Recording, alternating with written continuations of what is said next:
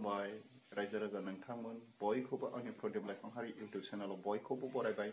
दिनै नै आं बहा थांनो नागिरदों नोंथांमोननो आं थांनाय जायगाखौ देखायगोन। नोंथांमोना नायफालांबाय थादो, नायलांदो, थौदो थौ।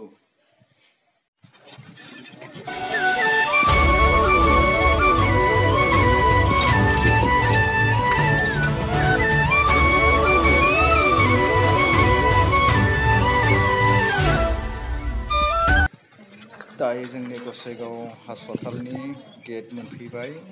नोंथांमोना नायदो, गेटजोंनो हाबलांसै, नायलांदो। रायजो राजा नोंथांमोनहा नायदो, नैबे जोंनि गसाइगाव साब डिभिजननि हास्पाताल RNB हास्पाताल। नोंथांमोना नायदो, नोंथांमोननो गासैखौबो फारि फारि दिन्थिलांगोन आं।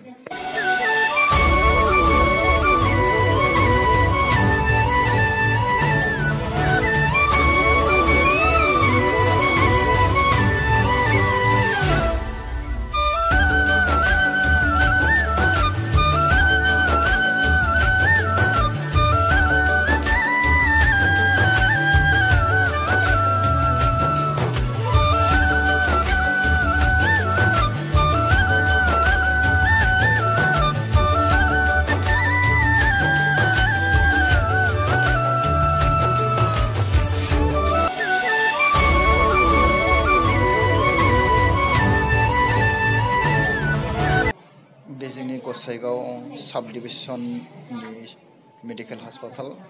बेयो गोदानै लुफुंजानाय। दिनैसिम बेखौ अपेनिं खालायनाय जायाखै। नोंथांमोनहा फैब्ला नुगोन। नायफै बयबो नोंथांमोनहा, बे जोंनि गसाइगाव साब डिभिजननि गोदानै लुफुंजानाय मेडिकेल हास्पाताल। नायदो नै रायजो राजा नोंथांमोनहा फैदो आरो नायफै।